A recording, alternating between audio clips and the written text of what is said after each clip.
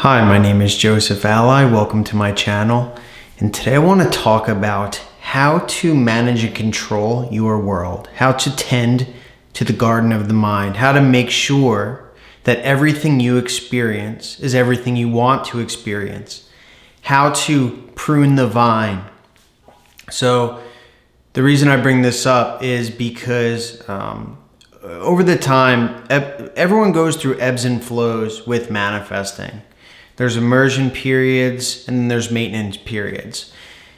But the time before we learned how to manifest, we were asleep, so to speak. And so our mind was able to run rampant and grow whatever seeds that we allowed to enter it. Now, for those of us who live happy, amazing lives, this is not a big deal.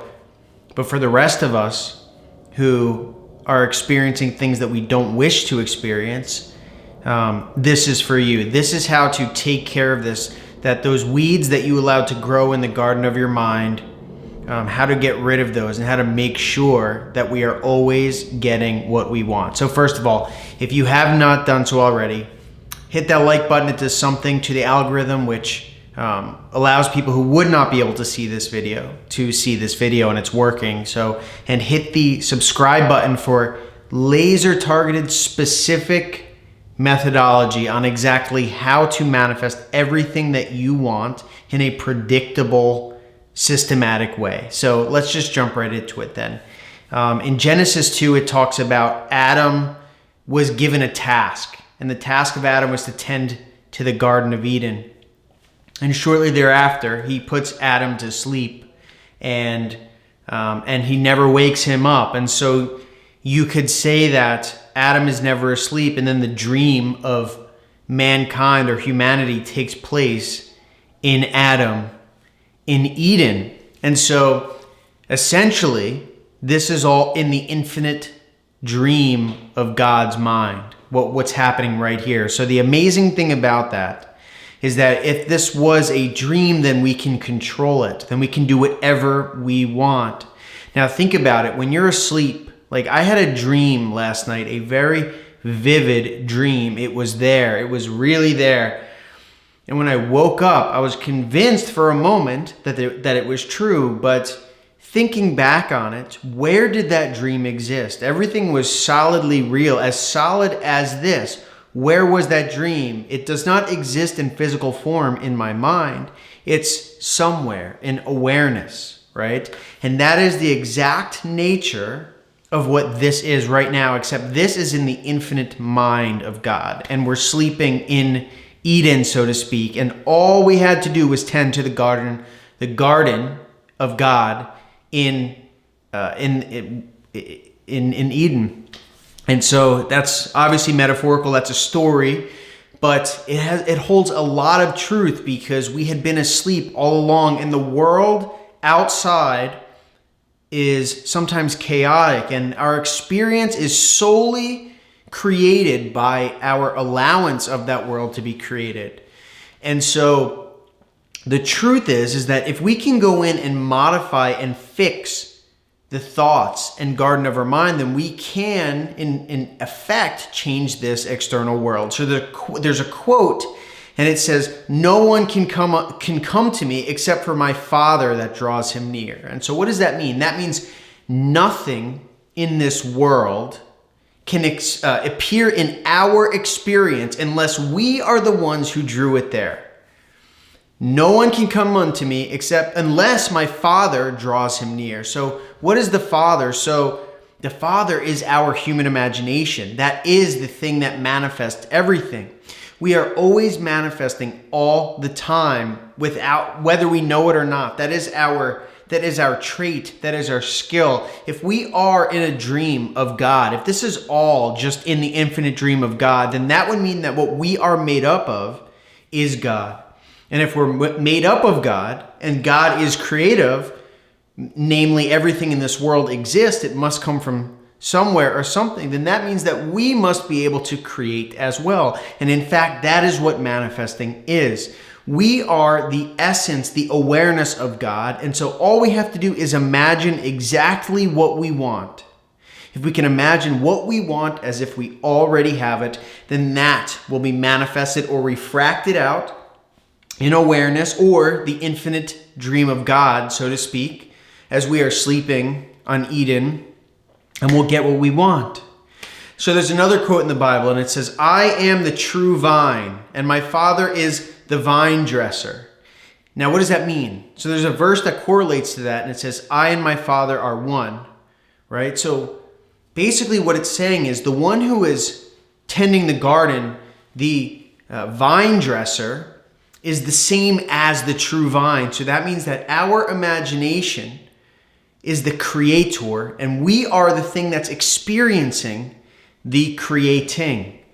So when we look around at this world and we see who we're experiencing, what we're experiencing, when we're experiencing it, and how we are experiencing it, all of this is drawn in through the garden in our mind. And so all we need to do then is observe what is happening outside and then change the inner conversation in our mind, or the imaginal acts that we entertain. And then the world outside, the vine will be pruned. And then the one who pruned the vine will receive it back, because no one can come unto me unless the Father inside me draws him to me.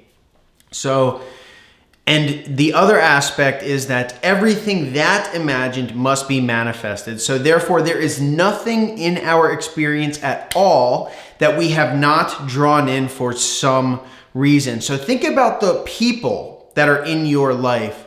Those are all rooted in you. Everyone and everything in this world, in your experience that you perceive, is rooted in you. And so that means they are their lifeblood. The way that they act, the way that they feel in your world, the way that they treat you is all based out of your mind. So we look at the world and we say, what is it that I am creating? It is a very easy, simple thing to do. If we look at our experience, we know what is in our mind or in our heart. We know what we are imagining. We know what we are creating.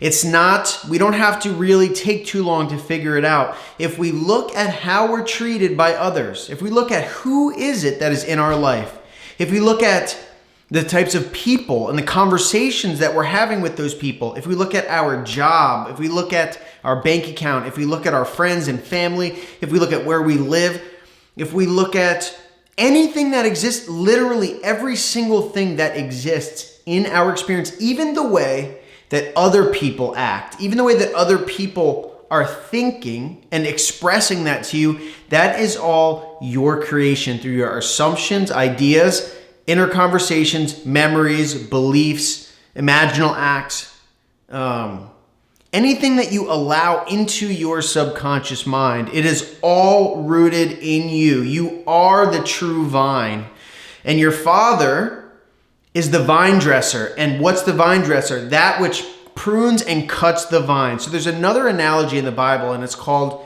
the potter, right? Enter into the potter's house, and I am the clay. It's essentially saying that the imagination is God. And when we imagine something, we will experience that thing. That's an imaginal act. And in that same likeness, an analog to that is the vine dresser and the true vine. The true vine is us, rooted in the garden of God. All we have to do is imagine the end in all its reality, all in its vividness, in the awareness aspect or perspective that we wish to experience it. All the way in the end, if we do that, we plant the seed in the garden of God, and a pattern exists in that seed which will unfold perfectly in perfect order without you having to ever figure out how it's going to happen, and it will always bring you towards your end. It will bring you towards your end. So the garden of God, to create a new seed, to cut and trim the old vine, what you've got to do is think of, how do you wish to experience your life? How do you wish someone to act differently? How do you wish yourself to act differently? What experiences do you wish to experience? And now I said something important. I said in the You must experience it in your imagination, in the perspective from which you wish to experience it in this reality, so that when it comes back to you, you experience it how you want to experience it. Now, I know it sounds like a tongue twister, but I want to make this extremely clear. Our awareness is our own personal awareness. Everything that is planted in the garden of our mind will be manifested outward, and it must come back to the sender. And so the way that we wish to experience it in real life is the way that we must experience it in our imagination. So that, therefore, the identical nature of the experience that we bring in our imagination is what is going to manifest exactly like a mirror on the external world. So if I want to receive a sum of money, if I want to be wealthy, if I want to have the job of my dreams, if I want to have a partner, if I want to be married, what I do is I take what I wish to experience in real life and I condense that into a short scene. And I do it from the perspective of my own self. So that means I'm looking through my own eyes. First person point of view, not like a movie. And if I can do this and I take the scene after the end, a scene which implies that you already are the person that you want to be, or in a sense, the Bible quote, when you pray, believe you have already received it and you shall. So if you believed that you already received this thing, what would you be imagining? What would you be doing? What would you be seeing? What would you be touching? What would you be tasting? You go after the end. When you imagine after the end as if you already have it in first person point of view, and you will have it. You will prune the vine. You will plant the seed that you want. Now, you imagine what you want, right? Anything that you want, because all things are possible. All things are possible. So you imagine what you want. And now what if someone's treating you a way you don't want to be treated? What if the people in your life are treating you differently than you want? So what you do is, instead of disregarding them or throwing them in the garbage, you imagine what you want to experience, what you wish to experience. You prune that vine because they are just rooted in you. If you got rid of one person and you don't change whatever it is within yourself, then another person who comes is going to give you the exact same experience as you push the other person away. So you fix it inside of you. You imagine that person as you wish them to be, right? They're only acting based on the way that you're creating them anyway. You are making them the way that they are. And so true forgiveness comes by knowing that you are the creator. How can anyone actually truly forgive if they don't realize that they are the one that has created it? Forgive them, Father, for they know not what they do. What does that mean? That means they don't know that I am making them do this. They don't know that I am making them do this, right? Like when someone stole my stuff, when someone stole my property, I knew it was me because I had imagined a different end. I had imagined having help with my channel as far as optimization. This person comes and they stole from me. But I am the one who created it. So of course there's forgiveness because I know that it was a part of the bridge of incidents. So do not disregard people. Simply change them in your mind. Imagine them as the person that you want them to be or that they want to be. And then watch as you prune that vine, and you will watch how they shape, they change, they transform into the person that you imagine them. So there's one other aspect to this. When I imagine a person, only one singular person in a very specific way, it is possible that they will change that way and then change back. Why? Because I am the tree. I am the tree that everyone is rooted in, everything, every experience is rooted in, and I am rooted in God. Now, if I am only changing one fruit on the tree or one vine, one piece of a vine, the tree is still the same. And so it's possible the fruit drops off and changes back. So the way to change the tree is to create an assumption. And how do I create an assumption? I'll link you to videos on that. But it's changing self. It's making generalizations of the way that you think the world works. And when you do that, the world will actually take it amongst itself. God, awareness, will take it amongst itself to refract out what you wish to prove it to you. So you must have it proved to yourself. So anyway, I hope this is helpful as far as pruning the vine. I hope this would help you to see that this world, all things, nothing in your world can be present in your awareness unless you draw it in. And that awareness is God. Everything is rooted in you, and you are rooted and asleep in the garden of God in Eden. So definitely subscribe, hit the bell icon, like this video, and stay tuned for more. Thank you so much for watching.